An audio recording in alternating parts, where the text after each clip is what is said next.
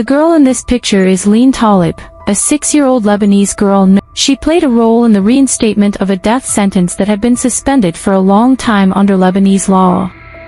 In 2023, during one of the days of that year, Leen's father, Omar Talib, and her mother, Wadad Bukhalil, decided to divorce and separate permanently after many problems and disagreements.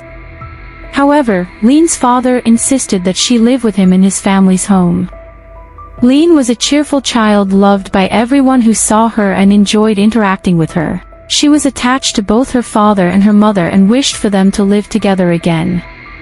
Leen's father was not comfortable with her mother's family, so he allowed Leen to visit them occasionally but did not allow her to stay overnight. This feeling was purely from the father's perspective and had no logical reason behind it, but unfortunately, his feelings prevailed. After a month since the divorce of Leen's parents, Leen asked her father to stay at her mother's family home. At her insistence, her father agreed, allowing her to go to her mother's family home where her grandmother, grandfather, and Leen's uncle lived downstairs. Leen's father contacted her mother, informing her that he would send Leen to her at the family home. Leen's mother replied that she was waiting for Leen. Leen's father, accompanied by 2 friends, went to Leen's mother's house as agreed, only to find nobody there that day. All members of his ex-wife's family were at the hospital because Leen's aunt was giving birth, as informed by their neighbors. Therefore, Leen's father decided to leave her with the neighbors, who were also relatives of Leen's mother's family. Leen started playing with the neighbors' children until her grandfather picked her up and took her to her mother's house to wait for the rest of the family to return from the hospital. After a few hours, all the family members returned home, and from here begins the strangest and most difficult story you could hear. Upon seeing her daughter, Leen's mother noticed that she wasn't in her usual state. Her shoulder and hand were hurting, with strange marks on her body, and Leen was refusing food and drink, with her temperature continuously rising. Leen's mother tried to control her daughter's fever but to no avail. Despite all these symptoms, no one took the child to the hospital.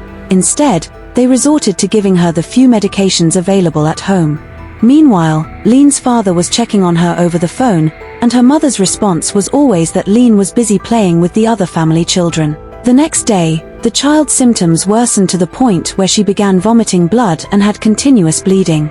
After 4 days, Leen's mother decided to take her daughter to an amusement park, but the child's exhaustion increased greatly to the extent that Leen fainted inside the park. Finally, Leen's mother decided to take her daughter to the doctor who suspected fungal and bacterial infections as the cause of her vomiting blood and continuous bleeding.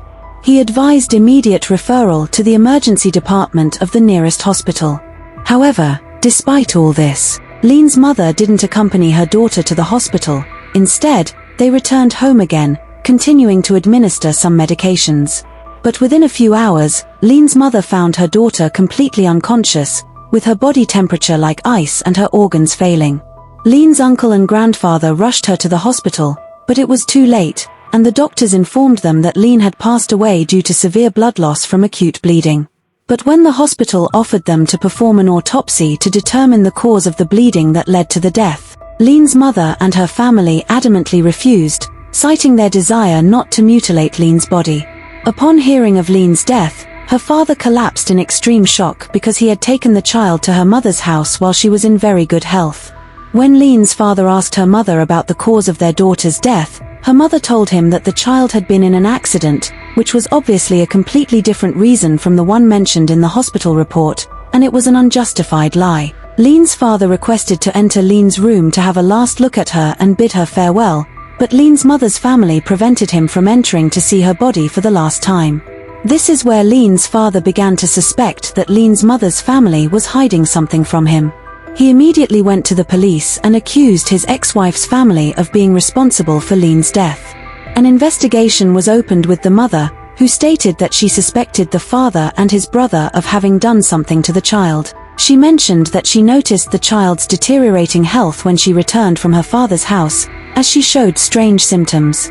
Furthermore, she stated that Leen often complained to her about her father's family abusing and mistreating her. However, the witnesses, including the neighbors who the father left the child with, stated that the father had left his daughter, and she was healthy and in a normal condition. Therefore, the police began to interrogate the grandfather and grandmother, whose statements contradicted the mother's statements, with the mother's statements also differing and contradicting each time she was questioned. Because the case was generally very strange, it turned into a case occupied public opinion, and all of Lebanese society was talking about it, demanding that security efforts be intensified to uncover the truth. After 3 days, the results of the forensic examination were revealed, which were all shocking and caused the judge's perspective to completely shift from simply a case of a child's death due to neglect to the cause of the severe bleeding being a violent sexual assault that resulted in the tearing of the child's internal reproductive organs, along with evidence of bruises on her body and dislocation of her shoulder bones. Throughout this time, the mother and her family accused the father's brother of the crime. However, through the investigations, the police discovered that the child's uncle was actually out of Lebanon and was not present during the time of the crime, thus completely ruling him out from the case. The police noticed the tension and panic that appeared on Leen's mother and grandmother as soon as the forensic report was released. They also noticed that Leen's mother was trying in every possible way to deflect suspicion away from herself and her family. However, what prompted the police to secretly and discreetly continue their investigations was their significant suspicion of the mother.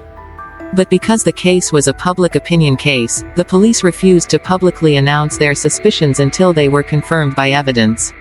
Security personnel resumed the investigation with all members of the mother's family, focusing on the mother until it was the turn of the mother's brother, named Nader Bo Khalil. At that time, he was not the primary suspect at all, but the police were trying to gather as much information and evidence as possible that could lead them to the beginning of solving this complex case. But his family seemed to be trying to completely absolve him of any accusations and stated that he was not present at home but rather at the hospital with his wife. However, the police insisted on interrogating him and found that his statements were completely different from those of his family. The police began to suspect him, especially considering his exaggerated tension, which was as clear as day. Therefore, the police decided to conduct a thorough investigation into him and discovered that the signals from his mobile phone indicated that he was present at home when his family claimed he was at the hospital with his wife, exposing his family's lie to the police.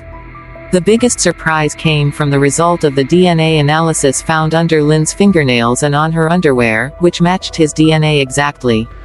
This was alongside the presence of recent scratch marks indicating that there had been a struggle. When he was asked about the reason for this, he gave a completely illogical answer, and after they searched his mobile phone, the police officers discovered that there were many pictures of children in strange positions, and therefore it became clear to the police officers that he was sick and had homosexual tendencies towards children, so Uncle Nader Abu Khalil was confronted and he confessed everything and reenacted the crime in front of the police. He admitted that he took advantage of the absence of his family members and their busyness with his wife in the hospital, and he took Leen to the bathroom and put duct tape over her mouth to prevent any sound from coming out of her, and this led to the swelling of her lips and the presence of traces of bruises on her body. The shock here is not that the perpetrator is the victim's uncle. Rather, the biggest disaster that no one could comprehend is that the mother was aware that her brother had sexually assaulted her daughter from the first day, but she nevertheless chose to cover it up with her and the grandmother, to the point that they were putting the child away. Leen was treated to a large amount of water and salt in order to reduce the effects of the bruises, and they decided to leave the child in pain and bleeding for 8 full days so that no one would discover what Leen's despicable uncle had done, so they became participants in the crime as well. The death penalty by hanging has been issued for Nader Abu Khalil, the uncle of the girl, as well as for the mother, grandmother, and grandfather. This marks the first execution of the death penalty in Lebanon after a complete halt for 10 years. And as usual, see you in the next video.